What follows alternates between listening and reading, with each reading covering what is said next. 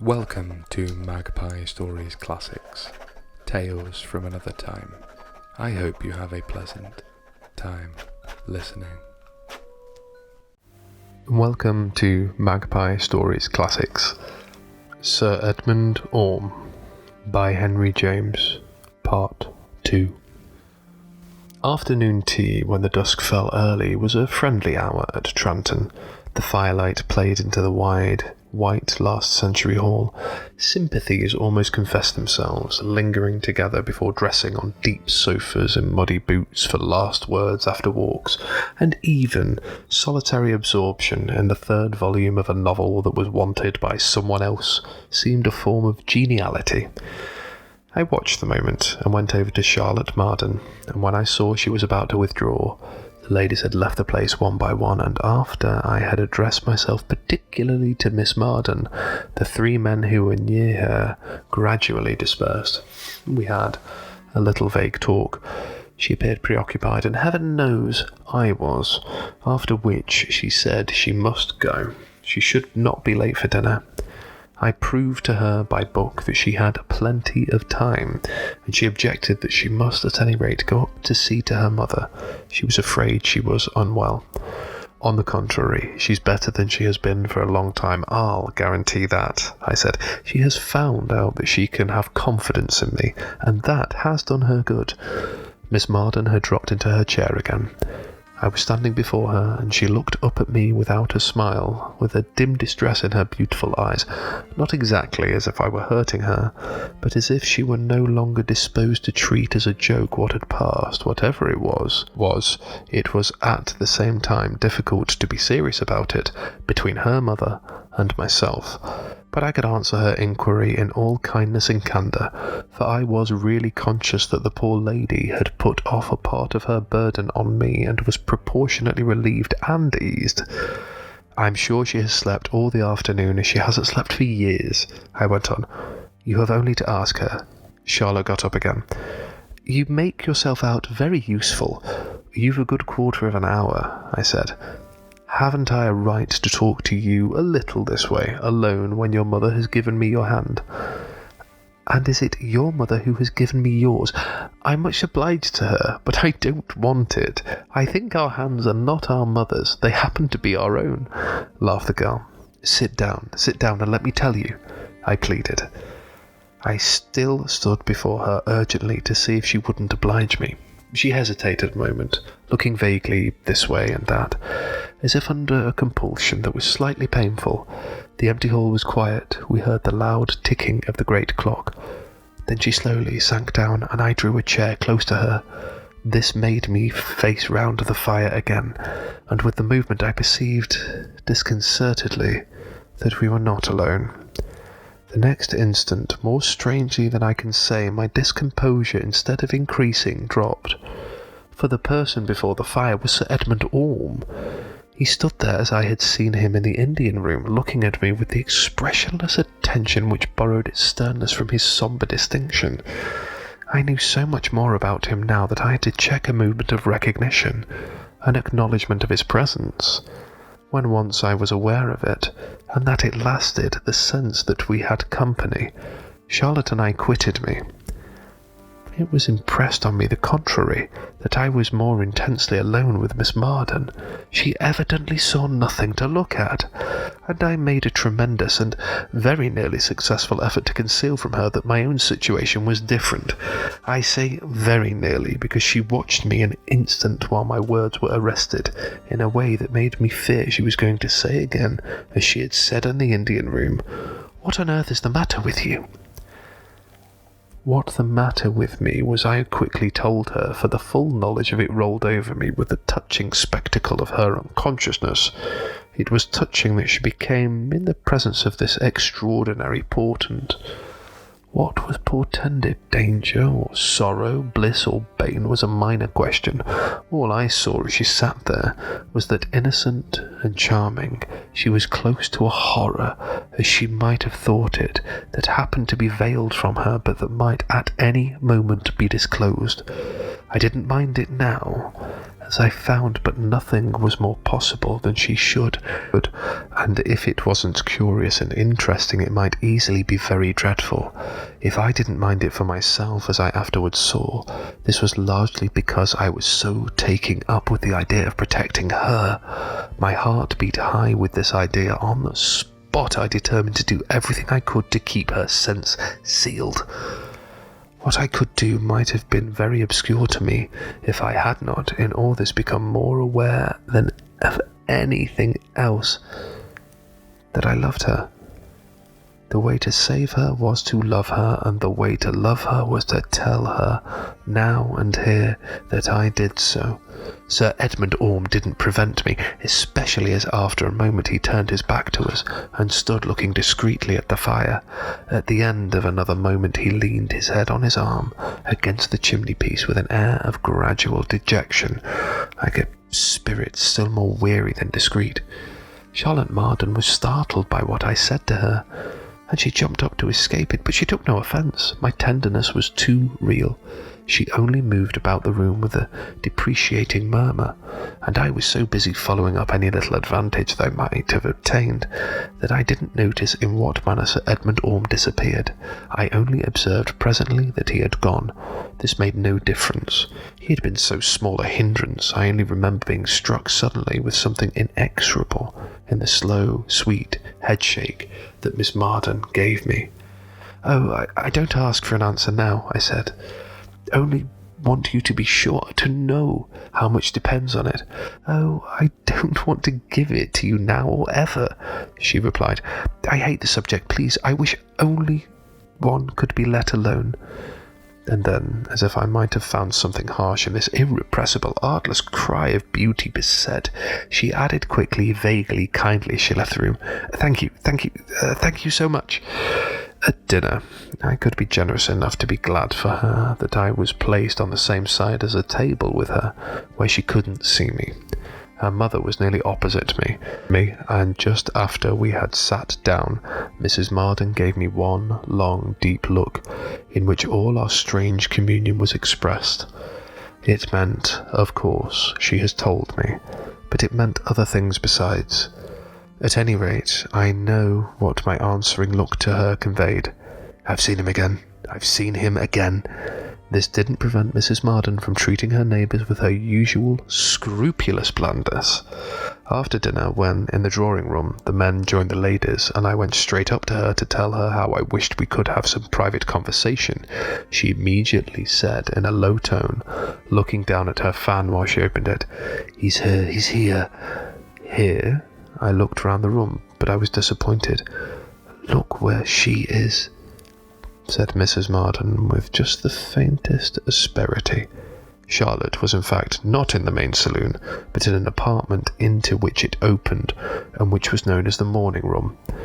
I took a few steps back, saw her through a doorway upright in the middle of the room, talking with 3 gentlemen whose backs were practically turned to me. For a moment my quest seemed in vain. Then I recognised that one of the gentlemen, the middle one, was Sir Edmund Orme. This time it was surprising that the others didn't see him. Charlotte seemed to be looking straight at him, addressing her conversation to him. She saw me after an instant, however, and immediately turned her eyes away. I went back to her mother with an annoyed sense that the girl would think I was watching her, which would be unjust. Mrs. Marden had found a small sofa, a little apart, and I sat down beside her. There were some questions I had so wanted to go into that I wished we were once more in the Indian room. I presently gathered, however, that our privacy was all sufficient. We communicated so closely and completely now, and with such silent reciprocities, that it would, in every circumstance, be adequate. "Oh, yes, he's there," I said, and at about 7:15 he was in the hall. "I knew at the time, and I was so glad that it was your affair this time and not mine. It's a rest for me." "Did you sleep all the afternoon?" I asked. "As I haven't done for months, but how did you know that?" "As you knew, I take it, that Sir Edmund was in the hall. We shall evidently each of us know things now where the other is concerned." "Where he is concerned," Mrs. Marden amended. "It's a blessing in the way you take it," she added with a long, mild sigh. "I take it as a man who's in love with your daughter." Of course. Intense as I now felt my desire for the girl to be, I couldn't help laughing a little at the tone of these words, and it led my companion immediately to say, "Otherwise you wouldn't have seen him." "But everyone doesn't see him who's in love with her, or there would be dozens. They're not in love with her as you are." I can, of course, only speak for myself, and I found a moment before dinner to do so. She told me immediately. And have I any hope? Any chance? That's what I long for, pray for. Oh, how can I thank you enough? I murmured. I believe it will all pass if she loves you. Mrs. Marden continued. It will all pass. We'll never see him again. Oh, if she loves me, I don't care how often I see him. You take it better than I could, said my companion. You have the happiest not to know, not to understand. I don't indeed. What on earth does he want? He wants me to suffer. She turned her face one upon me with this, and I saw now for the first time fully how perfectly, if this had been Sir Edmund Orme's purpose, he had succeeded. For what I did to him, Mrs. Marden explained. And what did you do to him? She looked at me for a moment. I killed him. As I had seen him 50 yards away only 5 minutes before, the words gave me a start. Yes, I make you jump. Be careful, he's there still, but he killed himself. I broke his heart. He thought me awfully bad. We were to have been married, but I broke it off. Just at the last, I saw someone I liked better. I had no reason but that. It wasn't for interest or money or position or anything of that sort. All those things were his. It was simply that I fell in love with Captain Marden. When I saw him, I felt I couldn't marry anyone else. I wasn't in love with Edmund Orme. My mother, my eldest sister, had brought it about. But he did love me. I told him that I didn't care, that I couldn't, that I wouldn't. I threw him over, and he took something, some abominable drug or draught that proved fatal. It was dreadful. It was horrible. He was found that way. He died in agony. I married Captain Marden, but not for 5 years. I was happy, perfectly happy. Time obliterates.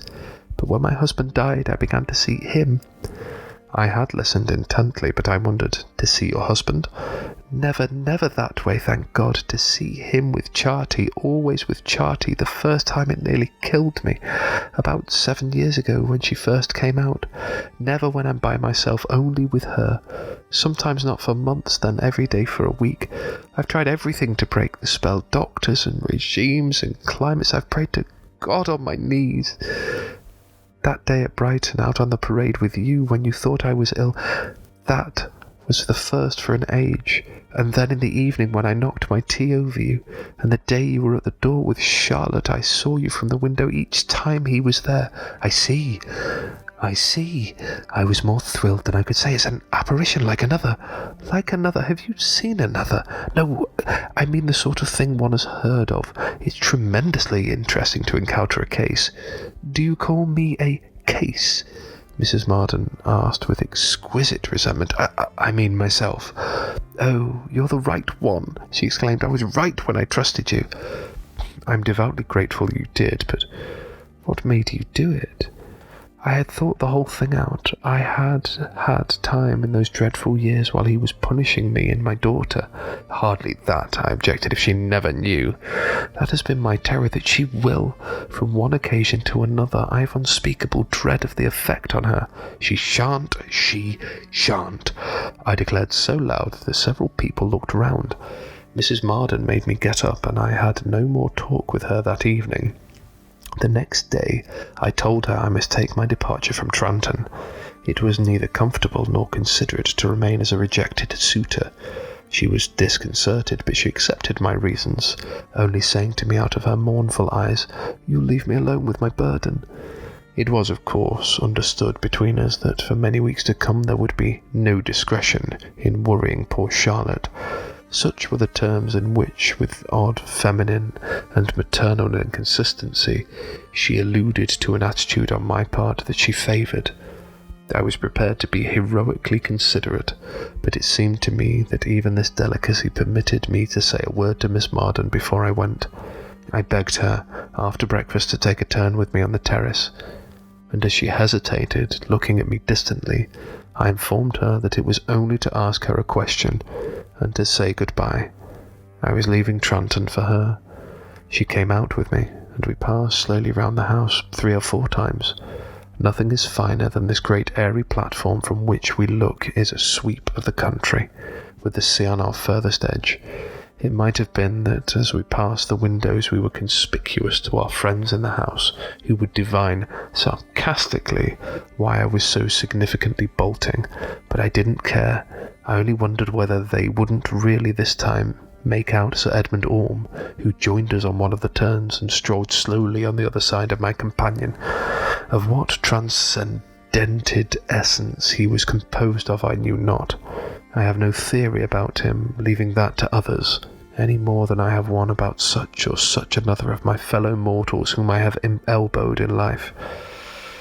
He was as positive, as individual, as ultimate a fact as any of these. Above all, he was as respectable, as sensitive a fact, so that I should no more have thought of taking a liberty, of practising an experiment with him, of touching him, for instance, or speaking to him, since he had set the example of silence, than I should have thought of committing any other social grossness.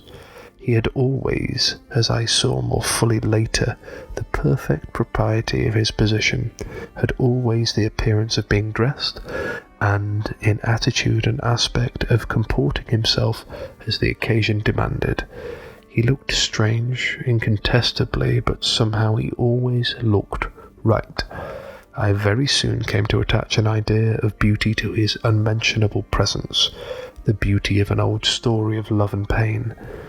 What I ended by feeling was that he was on my side, that he was watching over my interest, that he was looking to it that my heart shouldn't be broken. Oh, he had taken it seriously, his own catastrophe. He had certainly proved that in his day. If poor Mrs. Marsden, as she told me, had thought it out, I also subjected the case to the finest analysis of which my intellect was capable. It was a case of retributive justice. The mother was to pay in suffering for the suffering she had inflicted, and as the disposition to jilt a lover might have been transmitted to the daughter was to be watched, so that she might be made to suffer should she do an equal wrong. She might reproduce her mother's character as vividly as she did in face. On the day she should transgress, in other words, her eyes would be opened suddenly and unpitiedly to the perfect presence which she would have to work as she could into her conception of a young lady's universe. I had no great fear for her, because I didn't believe she was in any cruel degree a coquette. We should have a great deal of ground to get over before I, at least, should be in a position to be sacrificed by her. She couldn't throw me over before she had made a little more of me. The question I asked her on the terrace that morning was whether I might continue during the winter to come to Mrs. Marden's house. I promised not to come too often, and not to speak to her for 3 months of the question I had raised the day before. She replied that I might do as I liked, and on this we parted.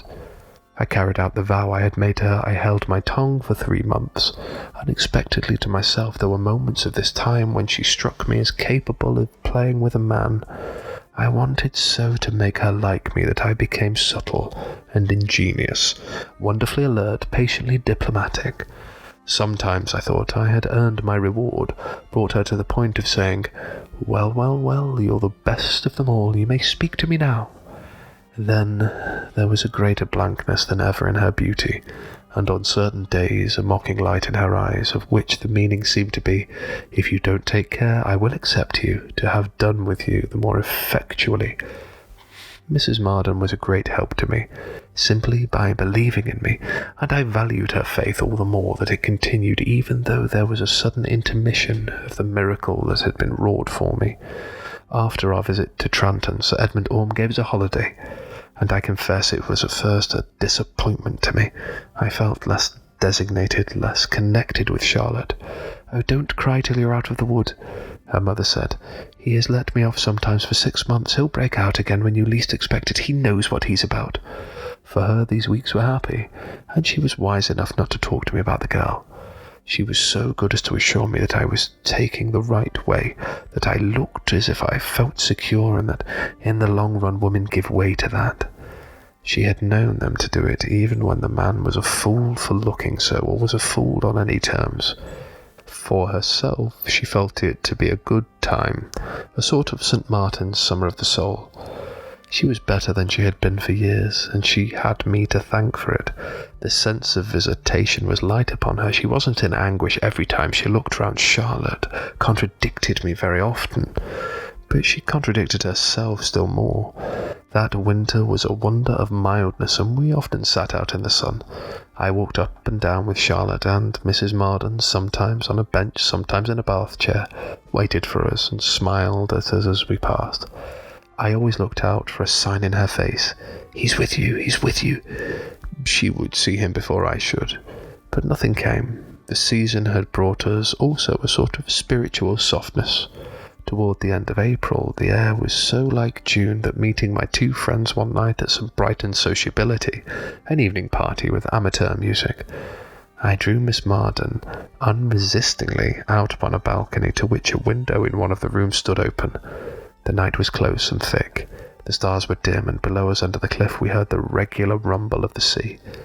We listened to it a little, and we heard, mixed with it, from the house, the sound of a violin accompanied by a piano, a performance which had been our pretext for passing out. "Do you like me a little better?" I asked abruptly. "Could you listen to me again?" I had no sooner spoken than she laid a hand quickly with a certain force on my arm. "Hush! Isn't there someone there?" She was looking into the gloom of the far end of the balcony. This balcony ran the whole width of the house, with a width very great in the best of the old houses at Brighton. We were lighted a little by the open window behind us, but the other window curtained within left the darkness undiminished, so that I made out, but dimly, the figure of a gentleman standing there and looking at us. He was in evening dress, like a guest. I saw the vague shine of his white shirt, and the pale oval of his face, and he might perfectly have been a guest who had stepped out in advance of us to take the air. Miss Marden took him for one at first. Then evidently, even in a few seconds, she saw the intensity of his gaze was unconventional. What else she saw I couldn't determine. I was too taken up with my own impression to do more than feel the quick contact of her uneasiness. My own impression was in fact the strongest of sensations, a sensation of horror. For what could the thing mean but that the girl at last saw? I heard her give a sudden, gasping "Ah!" and move quickly into the house. It was only afterwards that I knew that I myself had a totally new emotion, my horror passing into anger, and my anger into a stride along the balcony with a gesture of reprobation. The case was simplified to the vision of a frightened girl whom I loved. I advanced to vindicate her security, but I found nothing there to meet me. It was either all a mistake, or Sir Edmund Orme had vanished. I followed Miss Marden immediately, but there were symptoms of confusion in the drawing room when I passed in. A lady had fainted, the music had stopped, and there was a shuffling of chairs and a pressing forward. The lady was not Charlotte, as I had feared, but Mrs. Marden, who had suddenly been taken ill. I remember the relief with which I learned this, for to see Charlotte stricken would have been anguish, and her mother's condition gave a channel to her agitation. It was, of course, all a matter for the people of the house and for the ladies, and I could have no share in attending my friends or in conducting them to their carriage. Mrs. Marden revived and insisted on going home, after which I uneasily withdrew. I called the next morning to ask about her, and was informed that she was better, but when I asked if Miss Marden would see me, the message sent down was that it was impossible. There was nothing for me to do all day but roam about with a beating heart. but towards the evening I received a line in pencil brought by hand. "Please come, Mother wishes you." 5 minutes afterward, I was at the door again and ushered into the drawing room. Mrs. Marden lay upon the sofa, and as soon as I looked at her, I saw the shadow of death in her face. But the first thing she said was that she was better, ever so much better. Her poor old heart had been behaving queerly again, but now it was quiet. She gave me her hand, and I bent over her with my eyes in hers, and in this way I was able to read what she didn't speak. "I'm really very ill, but appear to take what I say exactly as I say it." Charlotte stood there beside her, looking not frightened now, but intensely grave, not meeting my eyes. She has told me, her mother went on. "She has told you?" I stared from one of them to the other, wondering if Mrs. Marden meant that the girl had spoken to her of the circumstances on the balcony. "That you spoke to her again, that you're admirably faithful." I felt a thrill of joy at this. It showed me that memory had been uppermost, and also that Charlotte had wished to say the thing that would soothe her mother most, not the thing that would alarm her.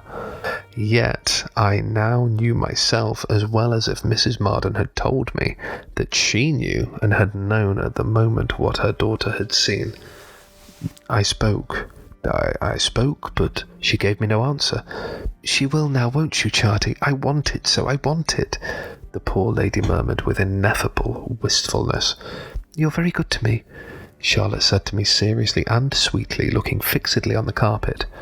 There was something different in her, different from all the past. She had recognised something. She felt a coercion. I could see that she was trembling. "Oh, if you would let me show you how good I can be," I exclaimed, holding out my hands to her. As I uttered the words, I was touched with the knowledge that something had happened.